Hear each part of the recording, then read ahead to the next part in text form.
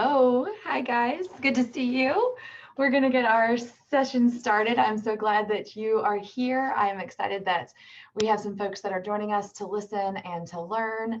I am ready to get our series today, or our webinar today started. So I'll start with our introductions. I'm Kristen Soul, and I am a pediatrician at the University of Missouri, and I'm also the founder and director of a program called Autism, which really aims to build capacity to serve individuals with autism and their families around the world so that people with autism and their families can experience best practices no matter where they live. And so we are really delighted today to have some outstanding folks with us who are going to help us think through building equity and support for Black and Brown families, and they're going to give us a lot of information. These times that we're living in, but also frankly have been living through for a long, long time, challenge all of us to think about the things that we have before us and also behind us. To challenge us to think about how can we do better? How do we see things in different ways? How do we understand perspectives? And I'm really delighted to introduce an incredible team that we have today. And so for those of you who are listening in, we're glad that you're here. We hope that you embrace what you're about to learn. I think that the true key to growth and to understanding is being open to learning. So it's my pleasure to introduce Jennifer Delaporte. And so I'm going to give a quick introduction to everyone, and then they, of course, can add information as they would like to add as well. And so Jen, as I know her, has a master's degree in special education, and she taught in an autism-specific classroom for 5 years in Memphis, Tennessee, before moving to Columbia, Missouri, which is where we all reside, and you'll get to hear a little bit about that. She's currently pursuing a graduate certificate and to become a board certified behavior analyst, or a BCBA, as those of us in the autism world call it for short, and plans to merge the worlds of education and applied behavioral analysis to better support individuals with autism transitioning from high school to adulthood, which I, for one, can say as a practicing pediatrician and as I support many, many kids advancing from the childhood ages into adulthood, we so need that. And so Jen, I'm so glad that you are pursuing that. We also have Dr. Jennifer Sykes, who is a licensed psychologist in the state of Missouri. Her interest in autism began when she was earning her bachelor's degree at Spelman College in Atlanta, Georgia.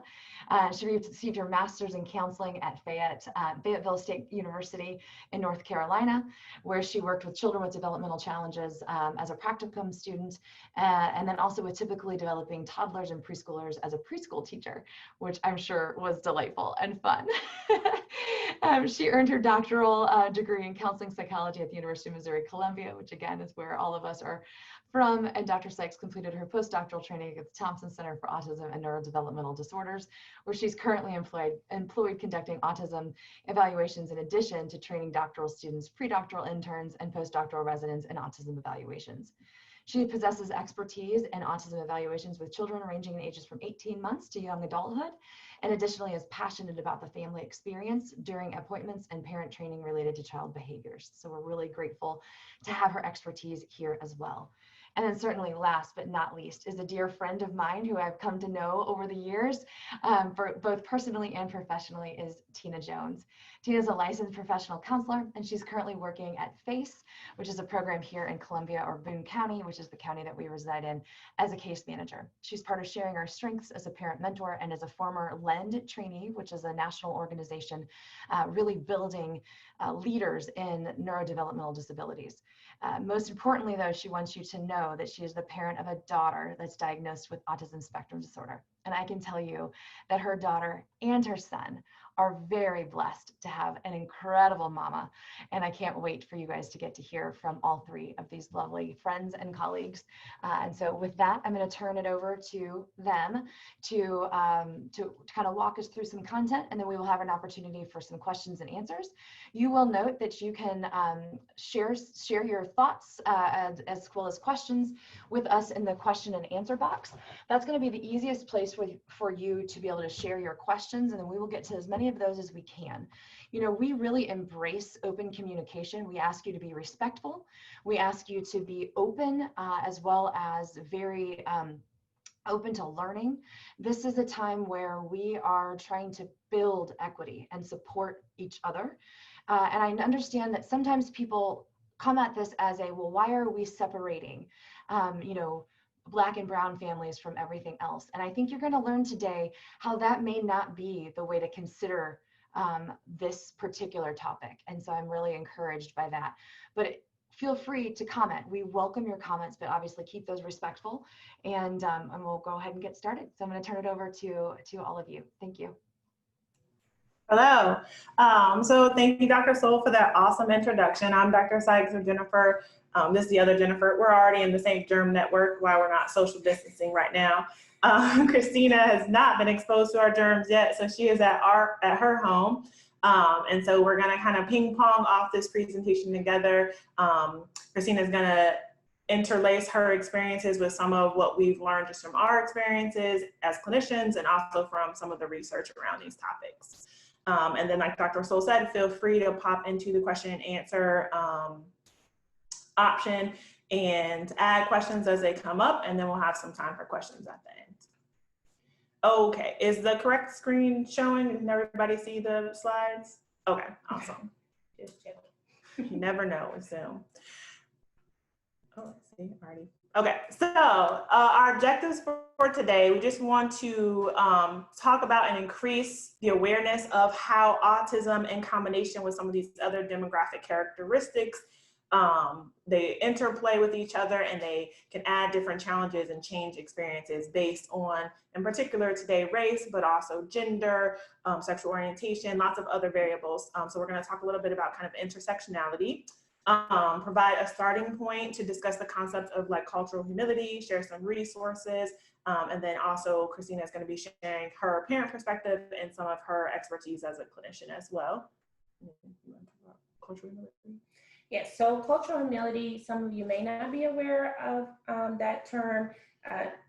Typically it's referred to as cultural competence, but there's been a shift because cultural competence lends itself to be a final ending point. So I've done this work, I understand different cultures, I can interact and engage within those cultures, and so I'm now culturally competent. Versus cultural humility is a ever-changing target, I guess, in the sense that you are always learning. We're forever learners, and we can always learn new things. And so we're just providing, this is just a jumping off point. We'll cover a lot of different things to hopefully start your journey, or if you've already started, to just increase your path on your journey towards cultural humility. So originally we were kind of tasked with speaking to how to support families of color, Black and brown families in particular, along their autism journey, especially early on when they might initially have concerns. We know that there has historically been kind of a disparity with some of our target populations making it in for diagnostic evals. Sometimes children are diagnosed later based on their race and ethnicity. And those are all problems we're all aware of, and something that we want to work on, because we all know that early intervention is really important, and getting kids into service early on is really important. But there's often, what Dr. Stowe was alluding to, this notion of, well, why do we need to separate things out by race? Isn't that actually more divisive? And so we just wanted to spend a little bit of time kind of reiterating why this topic is important to us. So again, you see these different book titles. Again, there's such an intersectionality piece that comes into, yes, you have an autism diagnosis, but also you're a person of color, and also, there's so many things that are intertwined, and it is important because people experience the world differently, and your experiences dictate how you move and interact with the world. And so unless we start to acknowledge those differences so that we can build on those and give, I guess, validation to those differences, then we continue to perpetuate the problem of, not seeing the full story. As each individual person, we are a full story, and our experiences play into that, and you should be aware of that as a clinician when you're interacting with Black and brown families. It's not being divisive as it is appreciative of people's experiences and their differences and what they bring to the table. Right. And I think, we get a lot of practice having these conversations because it's very salient to our identities and our lived experiences and creating safe spaces for our children. We have the opportunity to think about this a lot. What we've learned from having some of these conversations and what is also addressed in some of the books that you see listed here is the notion that this is still a topic that's very uncomfortable for America. America is still a very, in some ways, segregated country as far as especially white people can kind of design their lives or accidentally live lives that don't include very many people of color. And what that creates is these little bubbles of lived experience where you might not realize that this isn't everyone's experience. We see this come up a lot in some of the news stories and other conversations about race. If you have one particular worldview where X equals Y and someone else is telling you a story, you jump in and you assume that, for example, when people talk about feeling like an experience they had with a police officer was unjust. Well, if in your world, all interactions with police officers are just, your mind goes to a place of, well, you must have done something wrong to spark that interaction, because in my world, that's how it works. And that might be how it works in your town, or for people that look like you. It might not be how it works in every town, or for people who look different. And so it's part of also leaving space for those stories and believing people when they share some of those experiences, because that's part of how you're going to connect with and bring families in. And that's how children are going to be served better, individuals are going to be served better, because there are more authentic relationships developing. So this is a really big task. Obviously, it's not easy, or it would have been accomplished already, because we all want, everyone to feel comfortable and safe. If it were a quick fix, we would have fixed it. So our goal is not necessarily to try to fix it, and it's not necessarily to end this webinar with you now being in a new place where you've arrived and you get it.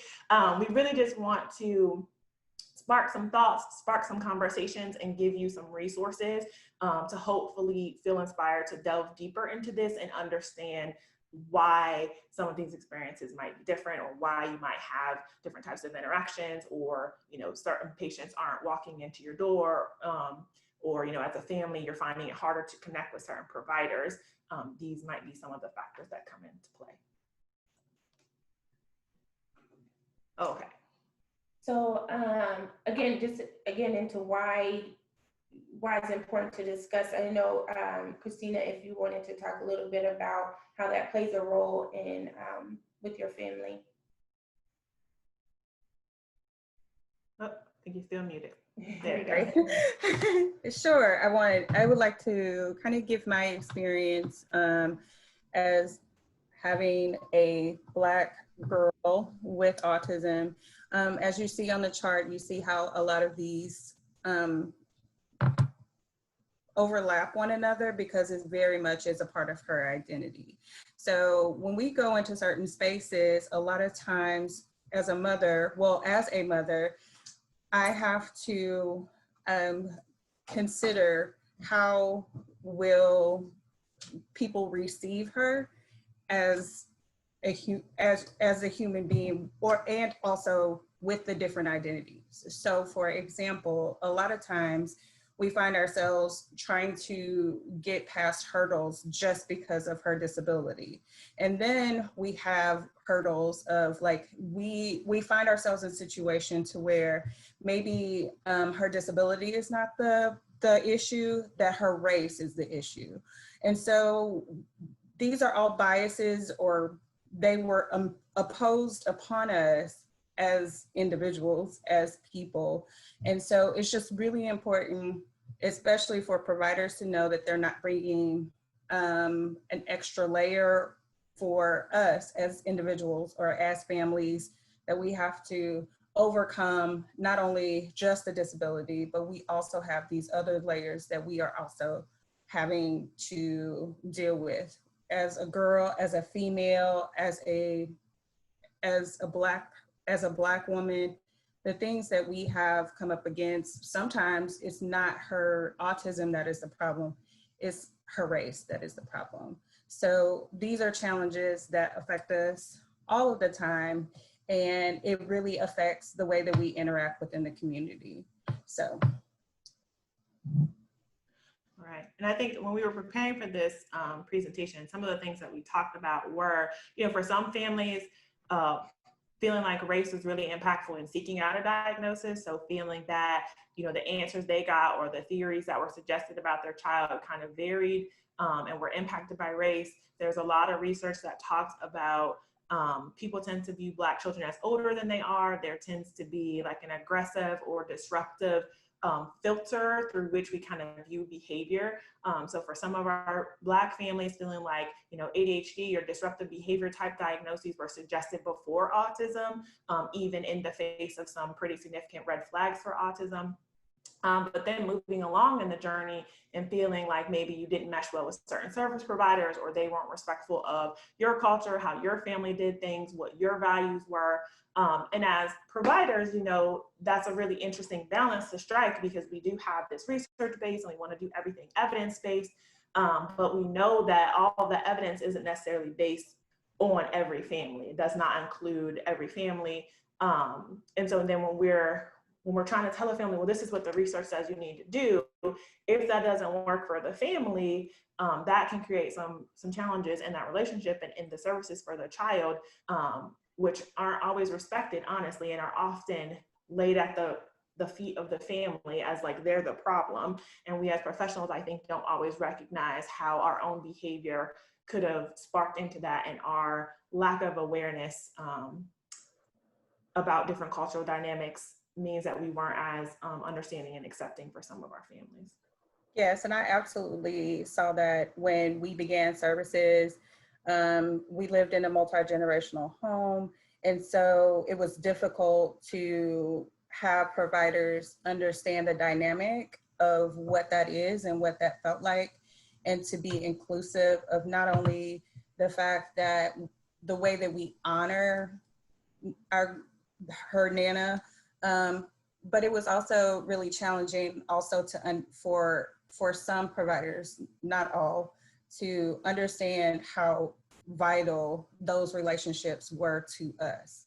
And so, and then I know that we are going to get into a lot of this later, but back to the example and just what you were saying is that, to be honest, like when we first started seeking services from our pediatrician, my daughter does not fit the mold of what the characteristics of autism is. So most of the time when people believe or think of autism, they think white male. And so her pediatrician really, even though I gave very, descriptive, and she was behind on a lot of things, he kept just telling me that, no, this is different for every kid. And so it was really difficult for me to feel validated by the pediatrician, and then to have another educational entity come in and be able to recognize it almost like right away, to where we went from a family of 4 into, I always call it like we went from a family of 4 to virtually like a family of 10 or 20, because approximately 10, because we had case managers, we had speech. And so all services came on board really right away. However, that time that was lost, all those times that I brought it up in the well child checkups and just voicing my concerns, they went unheard. So.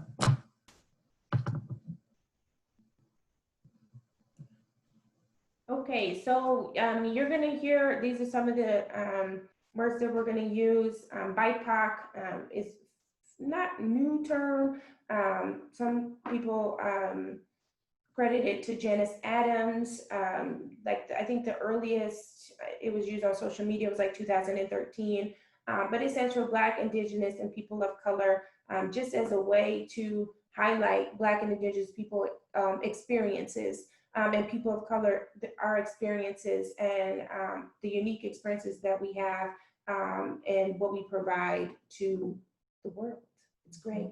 So also we have Black, Brown. I prefer to be called Black. I do know, everyone's preference is their preference. And if you have the relationship, ask. I think that is the easiest thing. Like, what would you prefer? African American, Black, a person of color? Like, what do you prefer? And then respect whatever that person has provided as their answer. For me, it's Black. My mother, you know, she's older, obviously, and a person of color she does not like, but she grew up in that era where she was called colored. And so her experience is different. And so if you ask her and she says Black, go with it. So BIPOC is being used a little bit more frequently now to kind of refer to the entire group because, and I think the intention was to pull out Black and Indigenous because when people were just using people of color, that can mean lots of different things. And the Black and Indigenous experiences in some ways are still unique and was getting lost in that. The other issue with using people of color or even BIPOC is sometimes people are using that when they still mean a specific race, but they're uncomfortable saying that. And so again, be as specific as possible. If you're talking about a very specific Native American tribe, name the tribe. If you're talking about Black people, if you're talking about, you know, anyone who is not considered white, like then you want to use terms to identify exactly which level you're talking about. But don't ever use non-white. You'll see that on the slide. That I personally find it offensive because my identity is not centered around my relationship to whiteness and my lack of whiteness. I have my own identity. I also do prefer Black. Black and African American, again, are typically used to refer to American descendants of slaves or enslaved people. Brown is often kind of a people of color, large group descriptor as well, but I think does also have this flavor of more like the marginalized groups. So I think sometimes it excludes a little bit more of like Asian, model minority type of identities, and it focuses more on the people who visibly stand out in a crowd and visibly look different and might receive different reactions. Minority is kind of moving out of favor just because, again, well, A, it's inaccurate if you think of world population versus just American population, but B, it does just kind of center our identity around like our relation to whiteness in like a numerical relation to whiteness. Since this is also a presentation about autism, we also just wanted to comment on that as well. So there is now a broader acceptance that it's okay to use person first language or identity first language. So person first would be saying person with autism versus labeling someone as an autistic individual. There is a subgroup of individuals with autism or autistic individuals who really view their autism as core to their identity, and they want to be referred to as autistic individuals, and they will refer to themselves as an autistic man, autistic woman, autistic whatever. That's not necessarily everyone, so it's still okay to use both, but again, once someone lets you know their preference, honor that. My default tends to be to use person with autism unless I know that they are at that level where they really center it in their identity and want to be referred to as an autistic individual. So that's just some of the things that you need to think about, but also we want to be clear and explicit on how we were going to be using language. So supporting BIPOC families, I think sometimes when people ask this question, they envision an easy answer. Like, okay, cool, do this, check these boxes off, boom, you've supported Black families or brown families or BIPOC families. But it's not that simple. Supporting Black families is really gonna start with you and doing the work in yourself to really genuinely reach the place of being a true ally and a true like anti-racist advocate. Anti-racist is also kind of a newer term if you haven't really been following along with some of the changes in this research, but it is meant to draw a line between just not being racist, as in like I don't go out and march with the KKK, I haven't burned flags in people's yards, and it's moving over to like I am actively doing things to dismantle racism, to be an ally. And so that is really, we just want to talk to you a little bit about some of the things that go into that, and supply a little bit of evidence for why you need to do it, which hopefully you kind of already feel in yourself that you need to do it, but if not, here's some research. So a couple different studies. I'm not going to spend a ton of time on this. When you get the handouts, you'll be able to see the citations if you want to dig deeper, but just a couple, you know, obviously this is a research topic. This particular study was highlighting med school training. So they asked med students their perceptions on their faculty's like journey and multicultural awareness and all that stuff, and how they felt like they were doing, passing that down to them, how they felt like they were doing, teaching them how to interact with people outside their races. And the point of this, or the reason that we thought it was important to share this, is because it just illustrates that people do notice. And if you are in a training role, or if you are in some sort of leadership role, the people under you notice, they are learning from you, and they take a page out of your book. And so there were lots of concerns that faculty wasn't doing the work on themselves, and then they couldn't pass down how to do the work. So some more evidence for doing the work. Number two, as a clinician, but honestly as anyone, some more evidence for doing the work. There's a lot of research that talks about implicit bias. If you're not as familiar with it, it's basically this concept that, again, you don't have to be the overt racist using racial slurs and, you know, harassing your neighbor of color. You can carry these biases in you, and honestly, we all do. Even people of color have to sometimes work to overcome that. Some of us don't overcome it, and then you see us on TV making interesting points.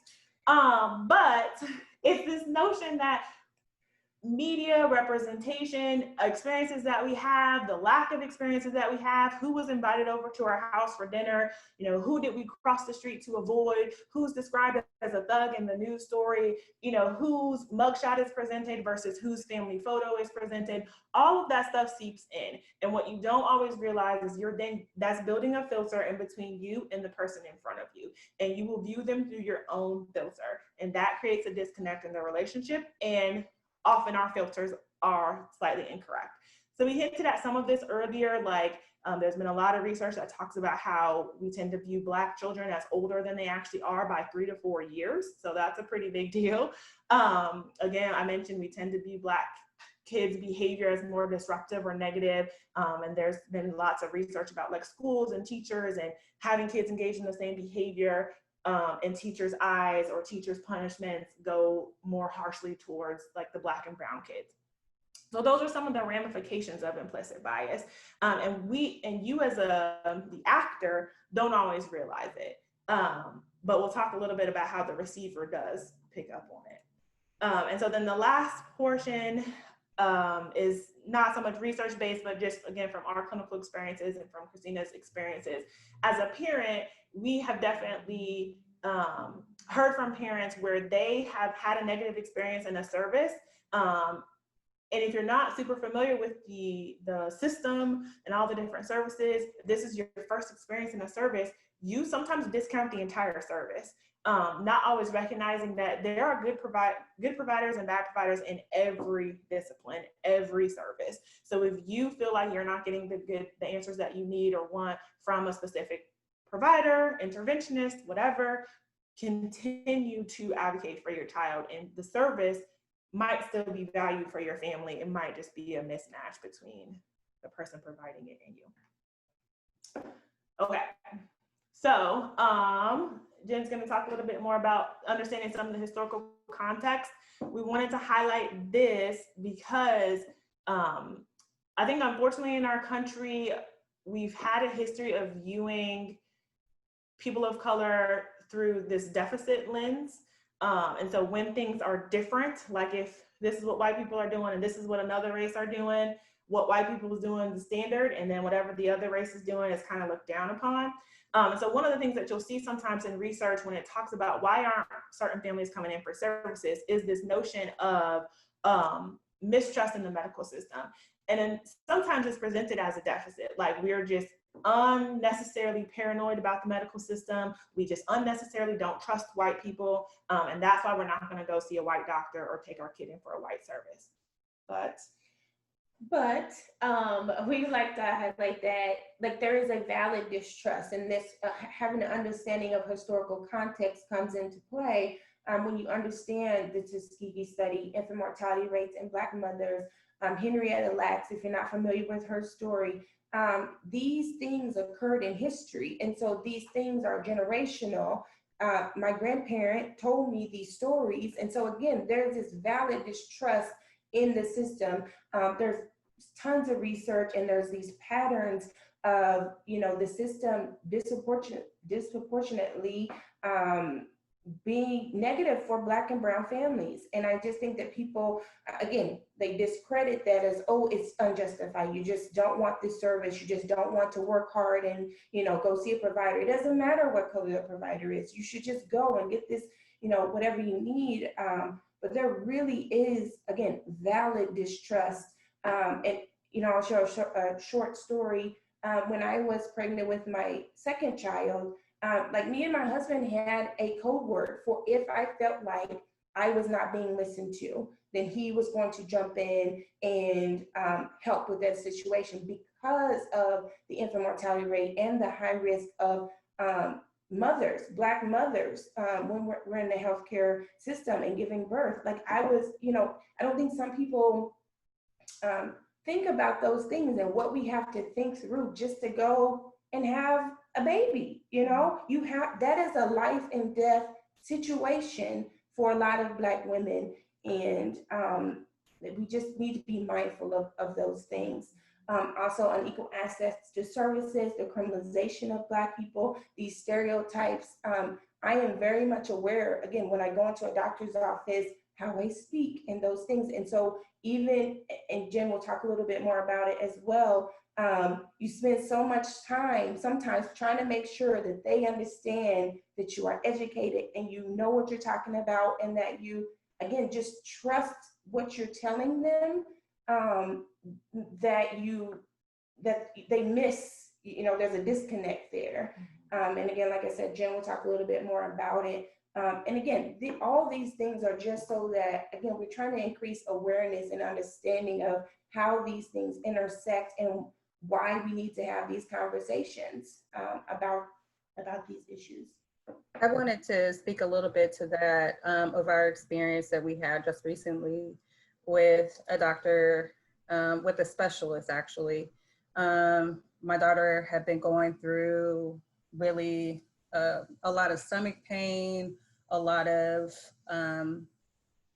issues with behavior. And so, but we knew that it was much deeper than just a behavior.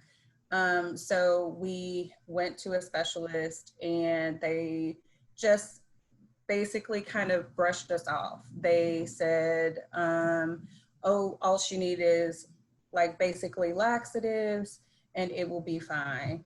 But her pediatrician, because we had a relationship, because we had she knew our family, she was able to advocate for us. So her primary care doctor went, specifically was like, if you will not do this, I will send her to another specialist.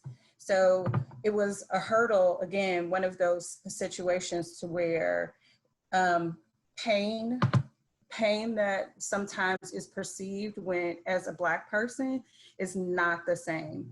And there's studies on that as well about the perception of pain when it comes to Black and brown people. And so it was just really a struggle. And I also think about like, what if we didn't have that kind of relationship with the primary care doctor to where she was able to advocate for us and be able to make sure that that certain tests were done. And it led into some really significant changes, even in her medication. And so all of that to say that initially, our first encounter, we were dismissed. Definitely. I have a similar story connected to childbirth and a cardiology appointment and having one provider advocate for me with another provider. And I think if you talk to a lot of people of color, there are stories like this that will pop up. So again, we're trying to be brief. We're just trying to point out some things to think about. If you haven't heard about some of these concepts, definitely dive deeper into them. There's some pretty good, there's a book on like medical apartheid. There are good resources. You can also research any of these individual topics on your own.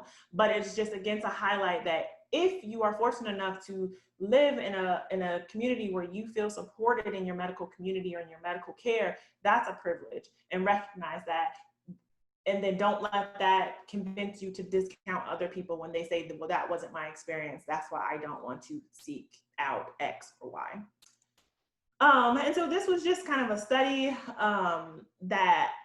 it was a qualitative study, and so they asked African-American people about their experiences with certain providers and their likelihood to follow the recommendations and to return. And you can see that experiences really range, but there was kind of a perception that obviously I'm not going to return to anyone that I feel is unfair. If I feel like I've been treated unfairly based on race, 100% of people, I think, understandably have negative emotional reactions when they feel like the clinical encounter is discriminatory, and then you don't want to go back there. This does actually also highlight the proportion of distrust of providers that are white. And so again, a smaller study, but in this study, 73% of the people did acknowledge having this added layer of distrust when it comes to their provider's race, and then in reverse, having a preference of a provider of their same race. And part of that is honestly just because you hope that it cuts through some of what we've been talking about. I would hope that I don't have to negotiate and manage some of those dynamics as much if we already share race and a lived experience. Again, not always true, but I think that's why for a lot of people that would be our go-to if it were an option. And so then they continued to have this conversation, and they were asking people some of what they noticed in providers that they considered to be racially discriminatory.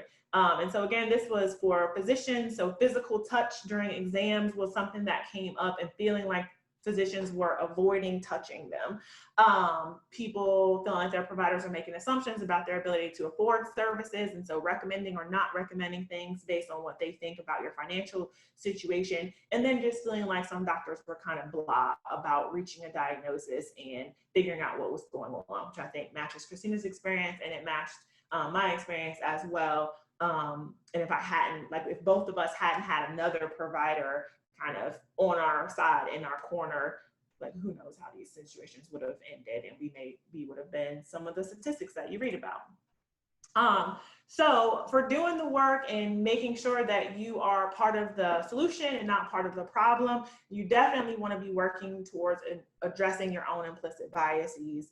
And so here again are some research articles that kind of talk about the frequency of implicit bias, but we definitely know that it's out there. I think that unfortunately it is a point that sometimes gets argued, but if you want to learn more about it, there are resources for you for sure. And so then I think the other thing that comes up for us when we do this work and have these conversations is people are really uncomfortable talking about it.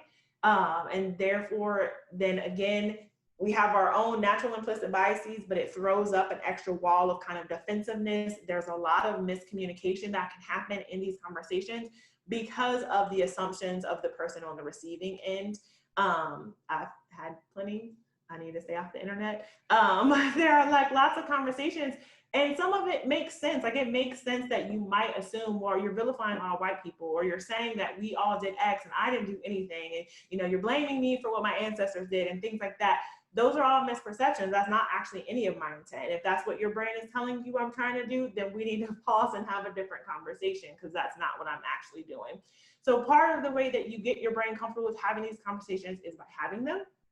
You just want to be careful because you don't want to be putting emotional labor on people of color. So again, hopefully we are all cultivating relationships with people of a variety of characteristics. There are people in your life that you would have these authentic relationships with, and you could practice having some of these conversations with people who are safe for you. You can embrace that vulnerability that, man, I'm really nervous that I might mess this up or say something offensive. You can lean into that and continue to practice. And then you work on what we're trying to discuss. We don't let it devolve into like, well, you're this or you're that. I think that sometimes people assume that if you've made a misstep, then the rest of us think badly of you as a person versus viewing, oh, that behavior was a misstep. So just like when we're working with our patients or our children, we view behaviors in isolation and don't use them to throw the whole person away. It's similar in these kind of conversations. I'm not going to throw you away because you used the wrong term or said something inappropriate or problematic. I will throw you away if you're not willing to work on it, though. I don't have time for that in my life. Same. So continuing to learn from other people's experiences, I really think that that is the thing the last 5 or 6 years that has really become salient to me. I want to believe that most people are good people and are trying, but I think that we really do have different views about what's happening in this country and in our experiences. And that is partially because we don't get to interact and we don't get to share our stories. And so working on that, learning that other people do experience the world differently from you. But at the same time, it's tricky because you have to recognize that all cultural groups are not monoliths. We share our perspectives, that not every single Black person, not every single Black woman is going to agree with us. You also have to do it without automatically othering people. So don't see me and automatically assume that you need to know, oh, well, you must be part of a multi-generational family, or, oh, like, don't just assume that our lives are drastically different. But I mean, basically don't assume is the bottom line. But you don't want to assume that we all live the same life, but you also don't want to make assumptions about how different my life is from you. And here's a little quote that kind of summarizes that. Did either one of you guys want to add anything about the previous stuff? Okay, so one of our last sections is just kind of about signaling safety. And so this is just a term, it's kind of self-explanatory, but I think maybe the mindset behind it isn't self-explanatory if you don't have a marginalized identity.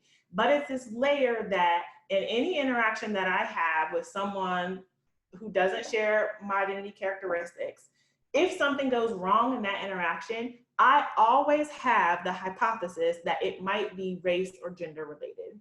As a Black woman, that is part of my experience in this country. Now, it's a hypothesis. It doesn't mean that it's always the final answer. I don't think that, if someone doesn't like me or if I didn't get the job or, whatever, I don't think that it's always about race or gender. But it's always a theory. So that's something that I'm carrying around with me on my shoulder at all times. Like, did you just follow me around that store because I'm Black? Did you not greet me like you greeted her when she walked in because I'm Black and she's white? Did I not get the job? Was that not offered to me? Like, all of these things. A way to help us cut through that is for you to find ways to communicate to us that you are allies and you get it. Get it does not have to mean, again, that you've arrived and like, I am like the anti-racist Mecca Messiah, like I got it. Get it just means like, I understand that your experience might be different from mine, and if you need to talk about that, I'm not going to invalidate you, and I'm not going to say, oh, are you sure? Because she's really nice. I can't imagine she would do that to you. Cool. Cool. So, you want to say something? No. So again, this was another qualitative study where they interviewed some people. And so again, we just wanted to use this to highlight that we are noticing and evaluating these components of our interactions with you. It might not be salient for you if you have the privilege where issues of race and gender are not salient for you, or maybe you have other identity characteristics where issues connect to sexual orientation or ability status or other things are more salient to you. But when we're having these interactions, again, keep in mind, that's always my theory. That's always my hypothesis. How is this interaction going to go? Is this doctor going to believe me? I had to go to the doctor the other day for, I guess I'm old enough now to have random rib pain. And one of my theories was, is she even going to believe that this is a real thing? There's no injury, is she going to think that I'm med seeking? Because there's research on that. And so I had to kind of carry that into the appointment with me. And there are some things that she could have done and did do to let me know that, like, no, she did believe me. She did hear my story. And so again, you just want to have effective communication. You want to have authentic relationships with people. You want to see the person in front of you, not what you assume the person in front of you is because of how they look. And there is also a specific study. There is a handout kind of at the end. The handout is really small, but the citation is included, so you can look up this model as well. This model was specific to, again, training medical students, because that was where I was able to find some of the research. So it was some behaviors that they were trying to train medical students to engage in to signal safety and to create safe spaces for patients. And this was specific to creating identity safe spaces. So places, again, where you can walk into the space and feel safe and know that people like you were included and thought of when the space was made.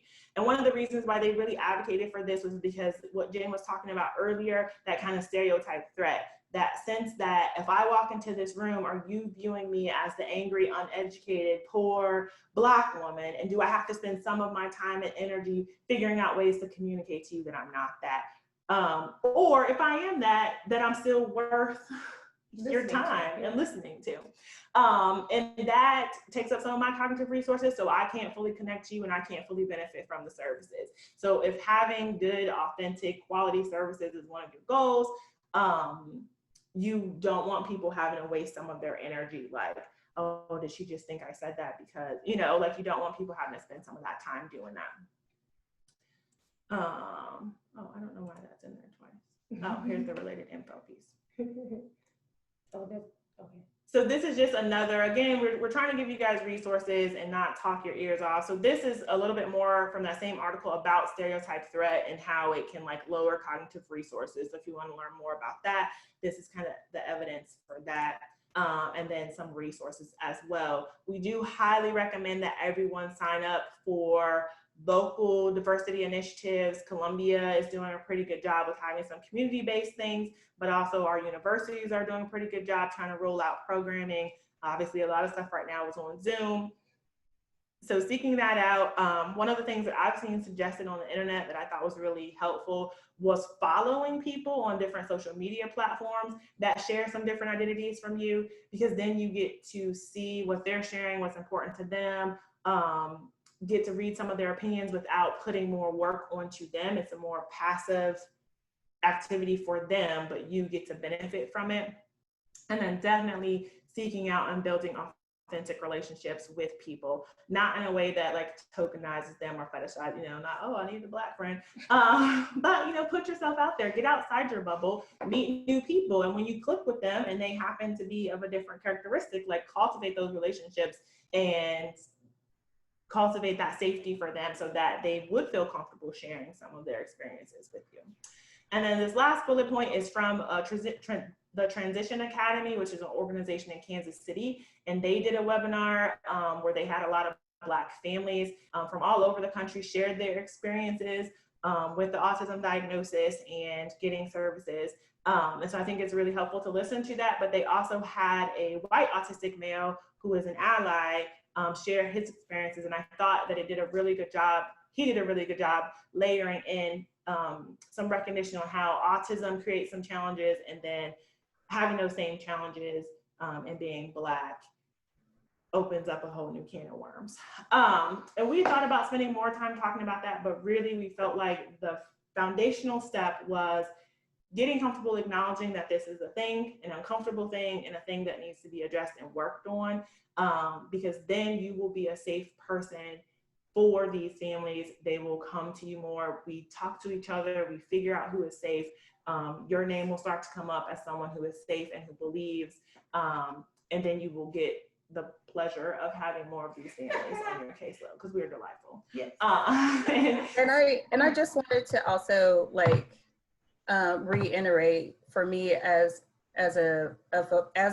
standing as a family person, how our journey, how having people that use all of these skill sets has been vital for my daughter thriving. Because we as individuals, like there were many things that as a family we had to overcome. And so being a part of the community, she will be a part of the community, but how that looks really depends upon the services and the care that she has received from the diagnosis all the way through. So without having these, and we've had providers that did not have these type of skill sets, and it caused us to go back a couple of steps. And that is unfortunate. However, we still thrive, and we still, because there are people out there who are really taking the time to invest and to do the things that are necessary so that me and my daughter can feel safe, and family feel safe in receiving services. So it's vital. It's very important. And for many families, the providers are primarily a lot of the most people that they come in contact with. And so also realizing that, like, that because you spend a lot of time with services and being in those situations and having to overcome what we feel that we shouldn't have to just receive comparable services that other families would get. So it's very important. Yes, ma'am. Yes, ma'am. This is just that handout that I referenced earlier, so you'll get to see it, but it's also cited on this slide, this mouse toe. And so it goes through and gives you some specific behavioral descriptions on how to create like a safe space in encounters with different families. And so now we just wanted to kind of open it up for questions. I think Dr. Soul is gonna read some questions for us. Yes, absolutely. Thank you guys so much. What a very helpful, just look at how things are evolving, but also, again, just really helping us to think about perspective and also the important work that needs to be done for those of us who don't share that same perspective and or that same history, I think is really what it is. It's not really perspective. It's more like, hey, this, and I honestly really value the example you gave of interactions with law enforcement. I think that was a really good one, because I think that is something that when you have such a held that interaction, so I guess it is a perspective in many ways, but when, for example, all the experiences that you have are so rooted in that experience, and then someone else has a completely divergent experience, it's hard for you to see eye to eye sometimes. And so I really appreciated that, especially in light of all that's going on in our world right now. And you're right, Jen and Christina, when I think about, goodness gracious, it feels like it's and again, I know it's not new, but it's clearly in our news very, very much right now. The violence against, currently Black men, or that's what we're seeing on the news, and then the resultant responses that are happening across our country. And, I think we all hear the things that people are saying, like, well, what the heck, all of these different things. And I think, again, if people consider the cultural contexts that are happening, it can be really difficult work to do. And I really appreciate the context that you set it up. So let's go ahead and open up to some questions. We have some questions that came into us when people registered, so I'm going to start with those. And then we also have some that have come in through the question and answer, which again, we really appreciate those. And if you can, our participants that are listening, feel free to go ahead and continue to offer questions in the Q&A if you have them, and we'll go ahead and get started. So a couple of these questions are really specific to autism, which I appreciate, and we'll go ahead and stop. Yeah, perfect. We'll stop sharing the slides so we can see each other. So when I think about this next question, which I think is a great one, so are BIPOC individuals represented equally in autism research? And if not, why not? That's a good question. No. Partially because we're not equally represented in almost any research. I think often, and that doesn't necessarily come from a negative place on the part of the researcher. Sure. We have similar issues in Missouri, some studies that specifically wanted, oversampling of different races or different demographic characteristics. And you just can't always find the people in your area. I think is one scenario. We know that research tends to be kind of huddled around universities and medical centers, and that's not always where the families we want to reach are. I think that the distrust in research does come into play. I also don't think that we do a good job tackling some of these issues when we're training researchers in almost any discipline. And so building those relationships with different people with different communities and helping people not feel used in those studies is something that comes up a lot. And it was touched on in our training, but it wasn't necessarily like fixed. And so I think that we don't do a good enough job of recognizing what building relationships looks like in certain communities, and we don't have the time or the resources to go out there and do it. I think for a lot of our communities of color, it's not going to be putting up flyers in strategic places. It's going to be having someone on the ground that people know and trust. And if you tell me I should do this study, I believe you, because I don't want to be like Tuskegee. So I think that that's definitely part of it. But in general, no, people of color are not well researched. And also, I think it has a lot to do with what you brought up in the slides about this layer and this level of where the perception that families feel as if there's not a connection. You have, whenever research is being invested, they have to know that that information and that research will somehow impact the region in which they live in or other families like them. And so a lot of times, a lot of the research, it doesn't have an impact on our communities. And so we are less likely to be involved. And also going back to her point in that, again, there is the such thing as segregation and to where people are not making the extra step and dropping that layer and wanting to engage with families in a different way. And so, and yeah, just in a different way. And so. Great, thank you. That's really helpful.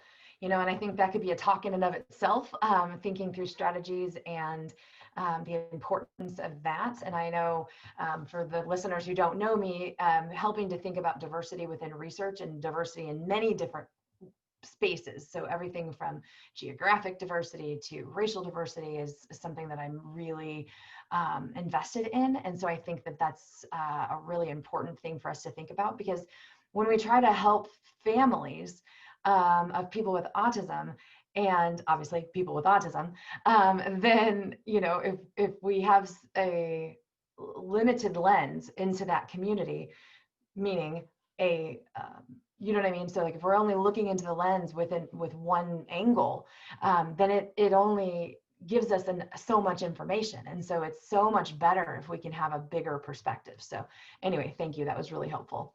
All right, so we've got a few more questions, some great questions coming in through the question and answer as well. So does autism affect all races in equal numbers? And slightly like secondary question, is there a difference in the age at diagnosis across or based on age? I mean, based on race, sorry, not age.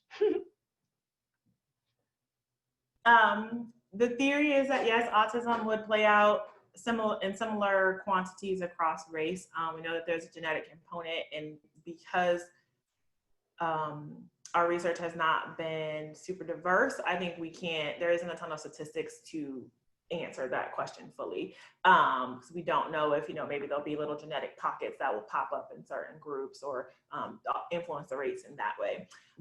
We do know that historically, children of color have been diagnosed later. I think there's been some movement on that for Black children now starting to approach the same age of diagnosis as white children, but it's not showing the same movement for Hispanic children. So there's definitely more work to be done.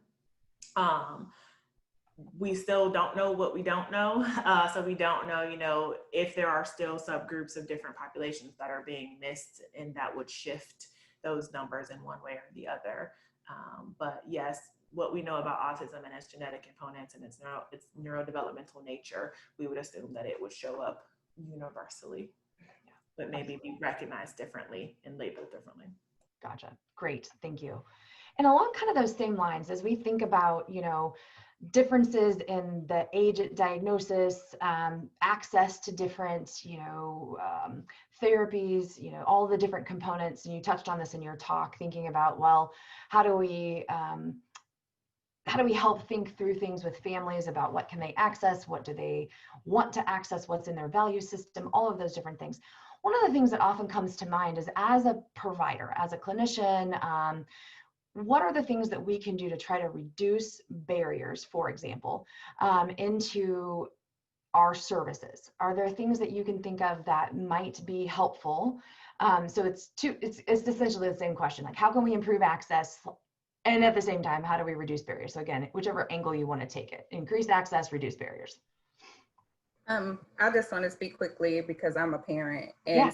one of the ways as a parent trying to navigate is being intentional, like being very intentional. If you're a provider and if I am coming, like be very intentional in some of the places, early childhood spaces, that you have to also think about. So again, we're talking about like on a systematic, looking at a wide lens approach, is that we already know that our communities sometimes have systematic barriers that people of color, Black people, brown people they already have problems accessing. So you have to be very intentional. So as a provider, that may look like you going outside of your normal scope and being very intentional in making sure that when you are in certain spaces, or even talking to the community providers that are providing services to some of these demographics that you're trying to get, but it's also being very intentional. So like sometimes that means that you would have to go to the health department, or not that, or go to that private charter school where people are sending their children, because that is a better form of access of education for their children. So finding it is not very hard, but I think that you have to like widen the scope. Is what are the barriers that the community is giving all of Black families and brown families? What are those? And then go directly to that and speak to that. That's just. I agree. I think that was also one of the reasons why we wanted to kind of start with doing the work in yourself, and becoming that safe person genuinely, and being able to signal that for people is definitely, I will continue to advocate for that being the first step. To thinking through the barriers, you need to understand the barriers. I definitely recommend like focus groups, like having these conversations with Christina has opened my eyes to some barriers. Like I'm a parent, but I'm not necessarily a parent of a child with the same level of needs that her child has. So I understand some of the stresses of parenting. I don't necessarily understand or add in the layer of we have this many services and this behavioral challenge and that, and this is the rough spots in our routine. So every family is different. But we know that there's some universality to some of the challenges and the stressors that we'll see based on SES or education level. I don't necessarily think that race comes in as much as like a unifying source of like a specific type of barrier, other than kind of the systematic issues that Christina was talking about and that distrust. So it's not like we need to assume that every Black family is going to have this as a variable. But we do need to recognize that like every Black family has been impacted by some of these systematic issues. So I think when you get the opportunity to talk to families, talk to potential patients or clients, and ask them their perception of your process, definitely using some of your training and understanding about how people work and what our challenges are, to offer multiple ways for forms to be filled out, reduction of forms that are needed. Think through, what do people have to do before they walk through my door, and which people might not be able to accomplish those tasks, and how can I make it easy for them to accomplish the task, or waive the task, or have in-office support for them to accomplish the task. But then also, again, continuing to do the work on yourself so that once they come in your door, they want to stay and they want to tell their friends that you are a good place to come. Great, thank you. That's really helpful. All right, so we've got a couple more questions. So this is a great question, and it also includes a few questions that we had, and so I'll kind of lump them together. So thinking about this person indicates that most of the work he does is done with the groups of teens, and the vast majority of the applicants that they get for this group are white. When putting together the groups, he tries to be cognizant that being the only person of color in a group of teens might be really hard, but this is almost always the only placement that he can make because, again, most of the applicants are white. Do you have any advice about how he can be helpful in mitigating those feelings of not belonging, fitting in, or being othered for these teens? My first question would be, why are all the applicants white, or a majority of them white? Is that just the demographic of your location? Are you missing people? Why aren't more Black and brown families feeling comfortable enough to sign up for this service? Do they know about this service? Who are you targeting when you release these materials? That would be my first question, because it may not be, there may be an issue within the process of why that is occurring. And then two, again, the signaling safety and not, you know, well, let's ask John how the Black community feels about blah, blah, blah, you know? We're not spokespeople for the whole Black race. And I'm not saying that that is what's happening. Just being mindful again and thinking through those things. And step one, he recognizes, or she recognizes what that other person may be feeling. And I encourage like a conversation, like, look, I don't understand the whole situation, but I would like to talk to you about this. I know that you're the only Black person or brown or whatever. Ask them. Step one, ask them what they prefer to be called. Step one. I do have a lot of step ones, don't I? It's all step one. All step ones, all pre-manual. Good reminders. But like, again, just talk to them, and I think that individual would welcome that conversation. Or their parent, depending on their age and Parent, comfort yeah. level. I would say, so I agree with Jen, start with, is your group representative of local demographics? And if not, then that tends to be a good clue that you have some barrier that you want to address. If your group is representative though, I mean, some areas just aren't that diverse. Columbia is about 10% Black, weirdly segregated, but that's a whole nother conversation. And so if I took my kid to a place, I mean, often I will take my child to a place and there still won't be 10% Black people there. So that kind of speaks to what Jen is saying. But if I took her to a group of 10 kids and she's the only one, I mean, that's representative of our area. So I think if you live in an area like that, also recognizing that this won't be that kid's first experience being the only kid. It won't be that parent's first experience taking their kid to a place where they're the only kid, but you signal that you're a safe person and you get it, and you check behaviors in the room. We know that families aren't often comfortable talking about race, but kids are still forming ideals. As early as 3, they're already picking friends based on skin tone. So you want to be monitoring for microaggressions. You maybe want to have some of that worked into your expectations or some of that worked into your intervention, where we are talking about identities and intersectionality. Like, I think we all need to step it up and do more work, but there should be more anti-racist conversations in all settings. So I think that's another way, like, have this conversation. Hey man, this is how it's going to shake out. Are you okay with that? Here's how I will be a support person for you. And here's what we're not going to let happen. When I applied for grad school, like I said, Columbia is not that diverse. And on the interview, that was something that my advisor talked to me about. And so that was him signaling safety to me, because I got then that there might not be a ton of Black people here, but there's at least one white person that has already let me know, and I get it. And if that gets hard, you can come to me and you can talk to me about it, because I've already let you know that I get that might be something that impacts your decision. And I also just want to say, as a parent, we know what a lot of the situations that we put our children in, and we kind of talk through all of that information. But also, if you find yourself not knowing what to say, you have to break the barrier and say something to ensure, because I tell my children, if there's ever a point that you don't feel safe, then that information needs to be accredited to me. Like, I need to know that. Unfortunately, my daughter, she hasn't been in situations to where she can tell me, but her behavior was the cue for me that something is going on where she is not feeling safe. And so we have to do what is necessary for her.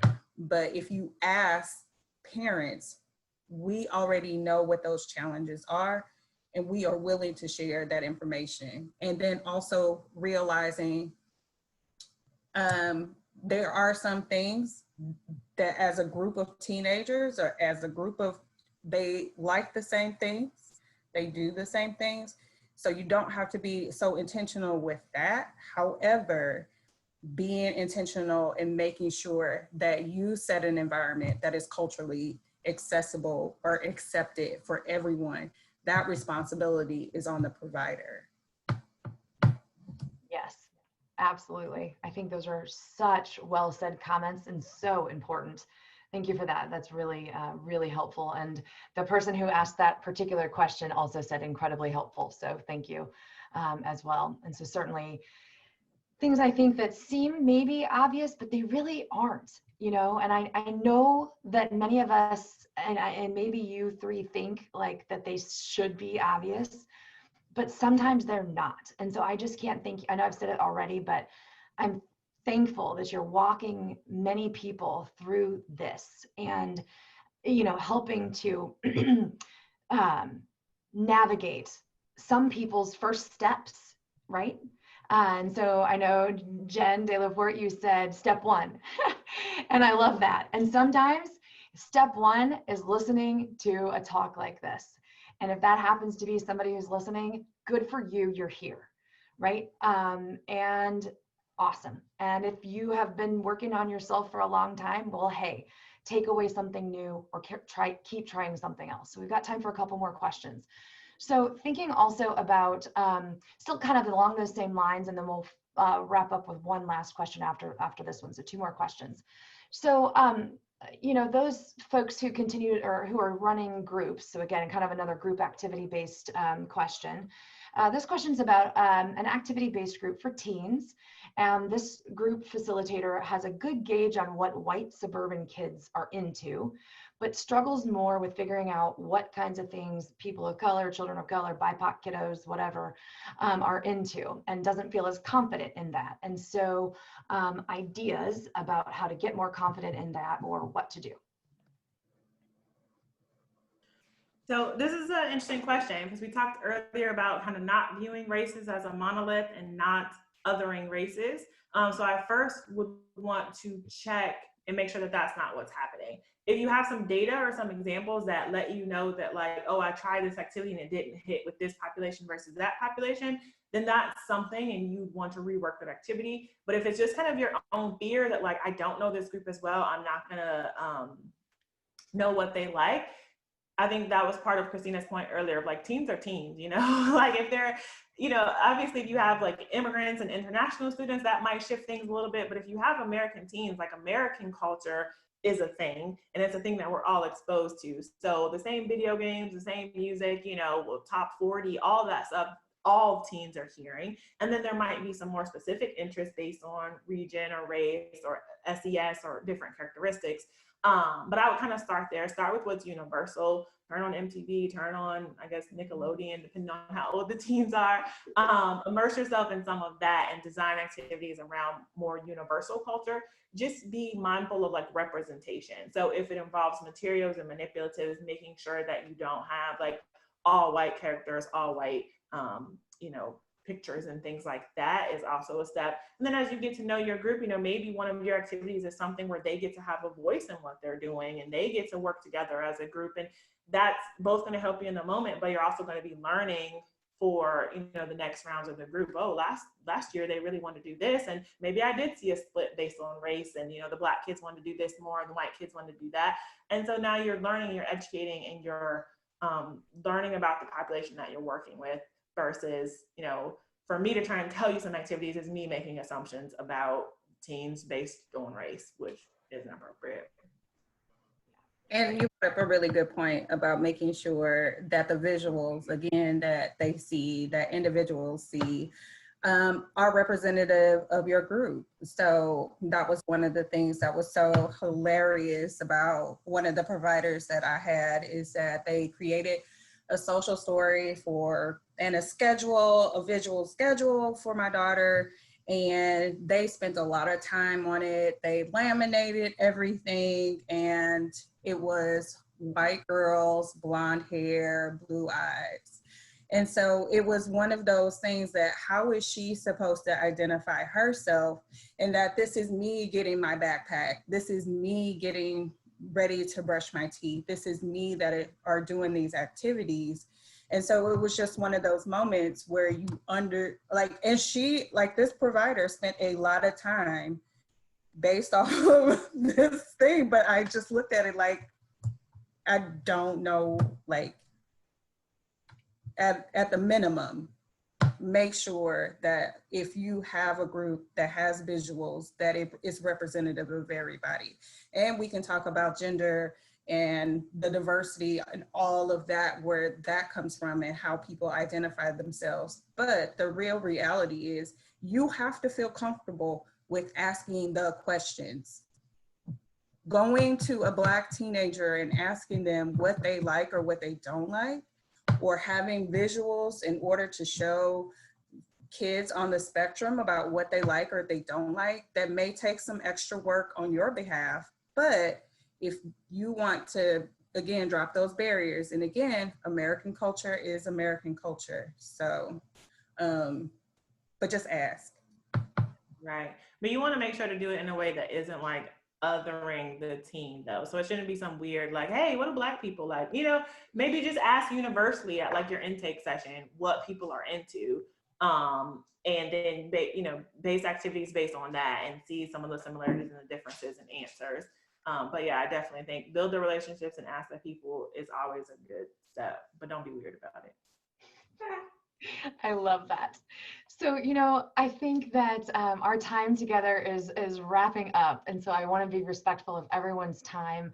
And honestly, Christina, your last comments answered the question I had for you, which was really, if we have a professional who's not hitting the mark, how can a parent like you, Christina, really help that, basically help advocate for that professional to be more successful? Again, not necessarily being like beating them over the head or, calling them out, but just like you said,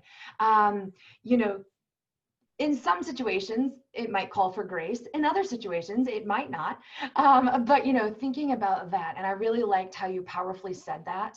I think it is not the parent's responsibility to train up the professional. However, I do think, unfortunately, when those situations happen, it does deserve a call out of how is my daughter supposed to recognize herself in a visual, in a social story that's supposed to help her recognize herself.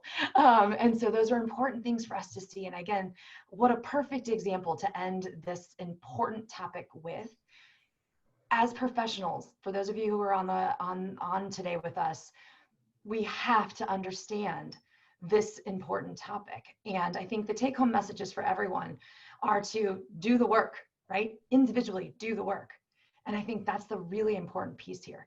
Understand the history. I just want to say something real quick. Yeah, go ahead.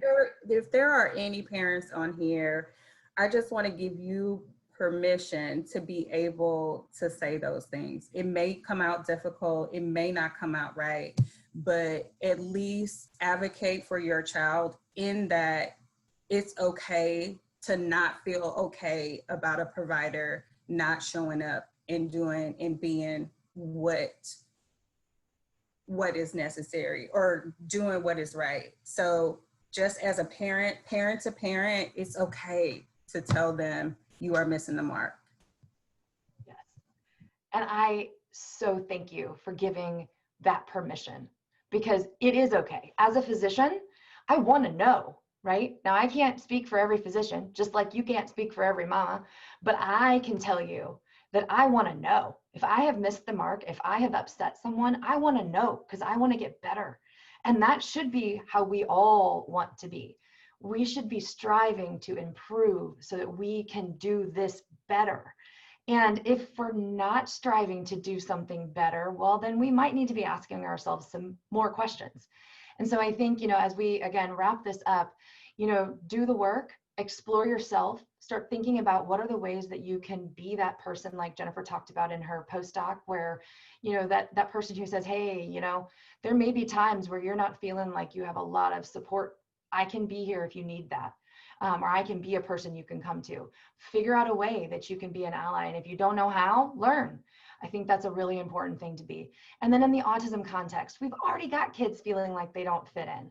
So now we got to figure out how we make sure that all kids fit in. And I think that we can do it. We know how to do this, especially those of us who are in this field. And so it's a matter of step one, ask, get comfortable, learn how to ask, right? So that's a really important thing that we need to do. And of course, there are many other step ones, but that one is at least something that we can learn how to do. We've had great resources provided to you today. I'm so thankful to the three of you for sharing your experiences, sharing your expertise, and helping all of us to take our first or next step. And so thank you so much. For those of you who want to learn more, you have those resources, and I encourage you to continue to learn and to support our communities in building equity as we build up our stronger communities. And we will talk to some of you soon. If not, enjoy the rest of your day. Thank you all so much.